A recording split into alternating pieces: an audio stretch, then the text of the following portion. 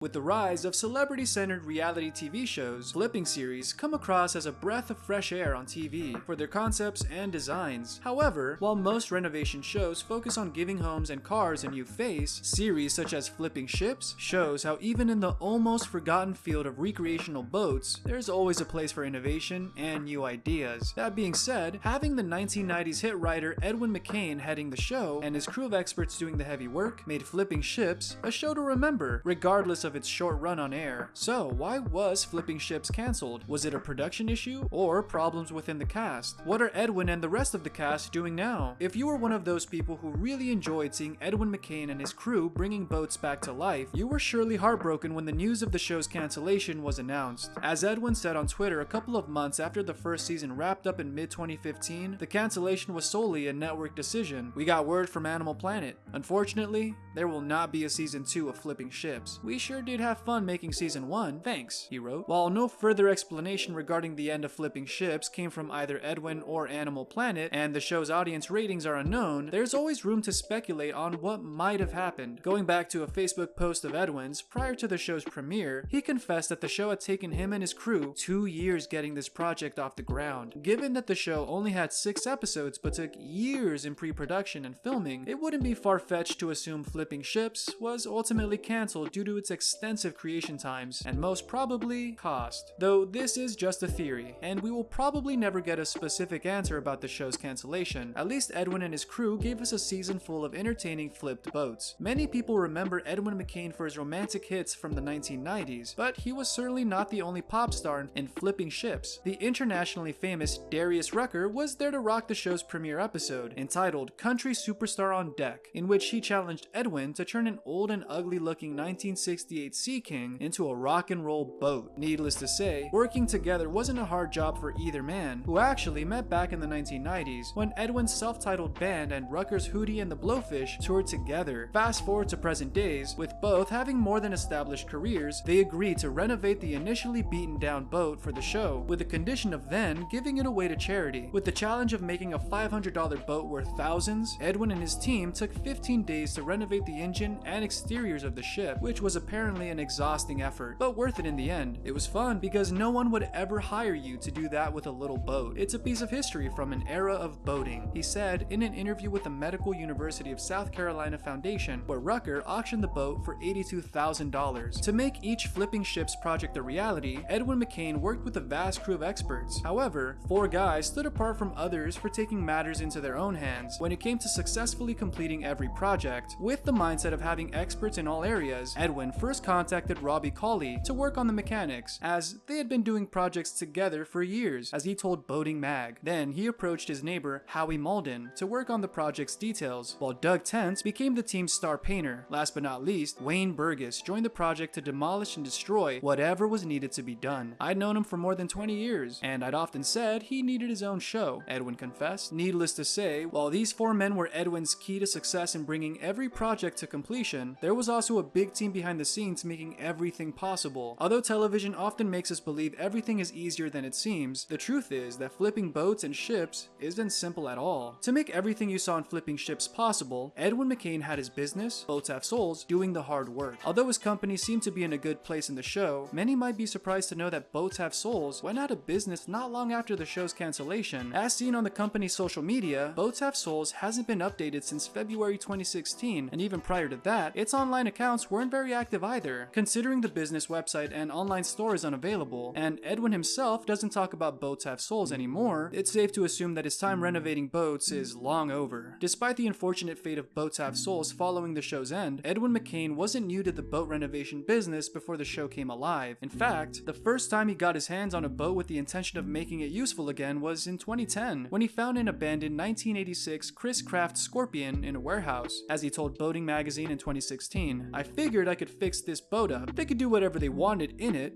and I wouldn't be stressed about it, he said in a reference to his kids, who were small children at the time. Admittedly, unable to afford a boat at the time, Edwin turned the 1986 Scorpion into a functional boat again by renovating its most essential parts. Following that first project, he bought a 50-foot Hatteras with the same intentions, though he didn't expect it to be exceptionally hard. I bit off more than I could chew, but I had to do it. Hatteras is such an American story. It's what I want to believe about myself. Aware of not being able to lead the project alone, Edwin kept working on smaller boats, but never forgot about the Hatteras. As the Hatteras project sat in the back of his mind, Edwin resorted to learning more about the boat, leading his mind to the right conclusion. You don't have to know exactly what you're doing, you just gotta get started and figure it out, he told Greenville News. With renewed inspiration, Edwin put his team of experts to work on the Hatteras, though the idea of television sparked in his mind at the same time. A couple of months later, Animal Planet and O'Malley Productions were on board with the idea, ultimately bringing life to flipping ships. However, having a production company and a big network in your project doesn't mean the work was done. As Edwin admitted, they worked on the project for a couple of years, often for 15 hours a day, which in his words, was just as hard as when he was a struggling musician in the 1990s, though that wasn't enough to deter him.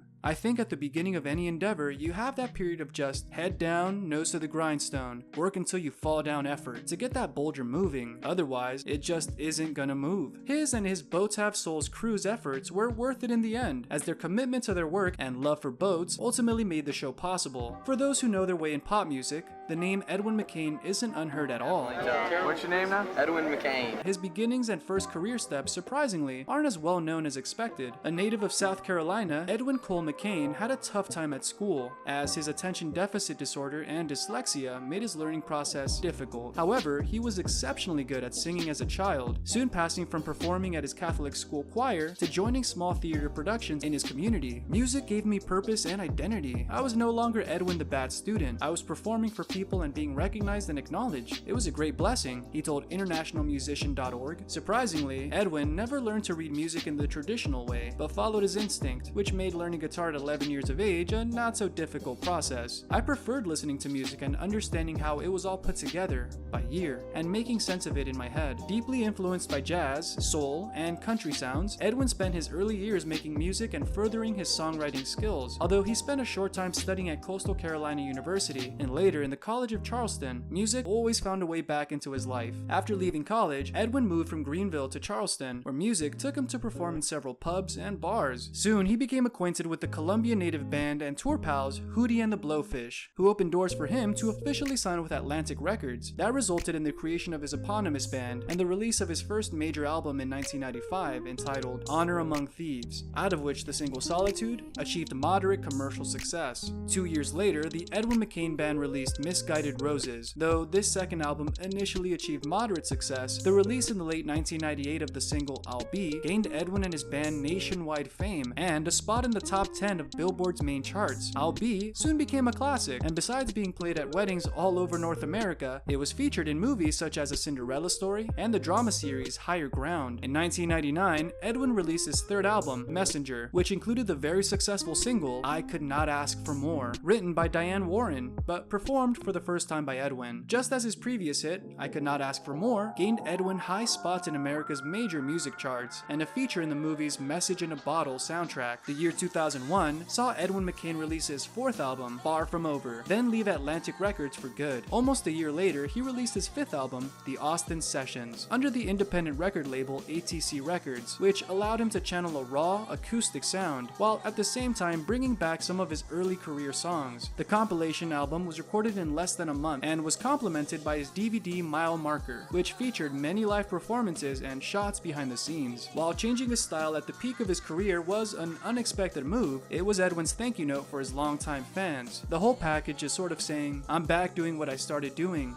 he revealed in an interview with Billboard at the time. The next year, Edwin released Scream and Whisper, his second and last release under an independent record label, before his seventh album, Lost in America, was released under Vanguard Records in 2006. It was followed by Nobody's Fault But Mine in 2008, and a year later by The Best of Edwin McCain, marking the 20th anniversary of his career. Other later memorable releases are the 2011 album Mercy Bound and the extended play Phoenix in 2015. Ever since his early career, Edwin McCain has been committed to several charity organizations situations and causes. The first was with his song Solitude, featured in the first album Live in the X Lounge in 1998. In 2005, he released the song Hold Out a Hand, donating all of its profits to the victims of that year's Hurricane Katrina, without forgetting his donation in 2015 to the Medical University of South Carolina, along with Darius Rucker, through his show Flipping Ships. Considering his altruist nature and staying true to his heart, Edwin is still a legend whose music hasn't been forgotten by a whole generation. That's why his comeback to music in 2019 with his holiday album, Merry Christmas Baby, was welcomed by the audience. Needless to say, Edwin is clearly thankful for his career. Now a 45-year-old father of 3, I'm so grateful to be known as a wedding singer, he told the Washington Post back in 2015. Fast forward to the present day, it's for sure he's still grateful to people who not only supported him throughout his changes of style and sound, but also during his boat renovation escapades.